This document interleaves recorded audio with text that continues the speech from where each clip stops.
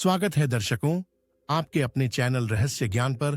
हम आपको इस वीडियो के द्वारा जानेंगे भगवान श्री कृष्ण के जन्म की पौराणिक कथा।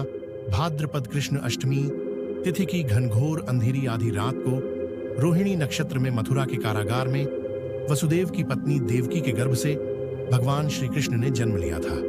यह तिथि उसी शुभ घद्दी की याद दिलाती है और सारे देश में बद्धी धूमधाम से मनाई जाती है। द्वापर युग में भोजवंशी राजा उग्रसेन मथुरा में राज्य करता था। उसके आतताई पुत्र कंस ने उसे गद्दी से उतार दिया और स्वयं मथुरा का राजा बन बैठा। कंस की एक बहन देवकी थी, जिसका विवाह वसुदेव नामक यदुवंशी सरदार से हुआ था। एक समय कंस अपनी बहन देवकी को उसकी ससुराल पहुंचाने जा रहा था। रास्ते में आकाशवाणी हुई, हे कंस, जिस देवकी को तू बद्धे प्रेम से ले जा रहा है उसी में तेरा काल बसता है। इसी के गर्भ से उत्पन्न 8वां बालक तेरा वध करेगा। यह सुनकर कंस वसुदेव को मारने के लिए उद्यत हुआ। तब देवकी ने उससे विनयपूर्वक कहा, मेरे गर्भ से जो संतान होगी उसे मैं तुम्हारे सामने ला दूंगी। बहनोई को मारने से क्या लाभ है। कंस ने देवकी की बात मान ली और मथुरा वापस चला आया। उसने वसुदेव और देवकी को कारागृह में डाल दिया। वसुदेव देवकी के एक एक करके 7 बच्चे हुए और 7 को जन्म लेते ही कंस ने मार डाला। अब 8वां बच्चा होने वाला था। कारागार में उन पर कड़ी डीढ़ी पहरे बैठा दिए गए। उसी समय नंद की पत्नी यशोदा को भी बच्चा होने वाला था। उन्होंने वसुदेव देवकी के दुखी जीवन को देख 8वें बच्चे की रक्षा का उपाय रचा। जिस समय वसुदेव देवकी को पुत्र पैदा हुआ, उसी समय संयोग से यशोदा के गर्भ से एक कन्या का जन्म हुआ, जो और कुछ नहीं सिर्फ माया थी।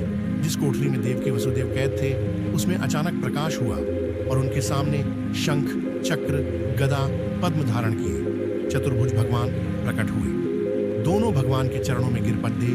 तब भगवान ने उनसे कहा, अब मैं पुनः नवजात शिशु का रूप धारण कर लेता हूँ। तुम मुझे इसी समय अपने मित्र नंद जी के घर वृंदावन में भेज आओ और उनके यहाँ जो कन्या जन्मी है उसे लाकर कंस के हवाले कर दो। इस समय वातावरण अनुकूल नहीं है, फिर भी तुम चिंता न करो। जागते हुए पहरेदार सो जाएंगे।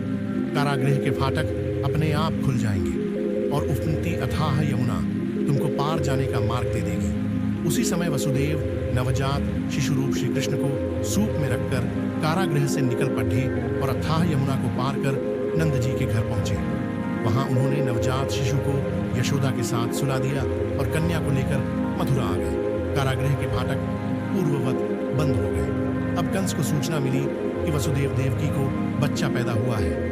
उसने बंदी गृह में जाकर देवकी के हाथ से नवजात कन्या को छीनकर पृथ्वी पर पटक देना चाहा, परंतु वह कन्या आकाश में उड़ डाटी गई और वहां से कहा, अरे मूर्ख, मुझे मारने से क्या होगा। तुझे मारने वाला तो वृंदावन में जा पहुंचा है।